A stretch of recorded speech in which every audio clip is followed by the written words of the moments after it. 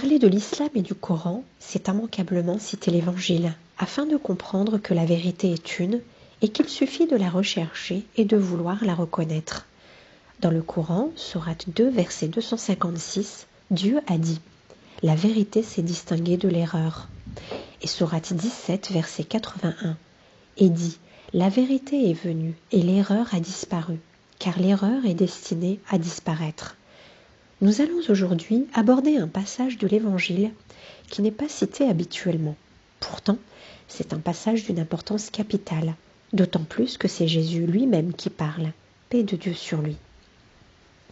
Il s'agit de l'Évangile de Marc, chapitre 10, versets 17 et 18. Voici ce qu'il y est dit.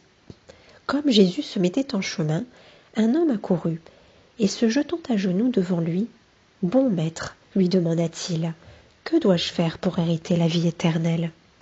Jésus lui dit, « Pourquoi m'appelles-tu bon ? Il n'y a de bon que Dieu seul. » Ce passage de l'Évangile est la démonstration parfaite de l'unicité de Dieu et d'un envoyé de Dieu qui se distingue clairement de tout objet d'adoration.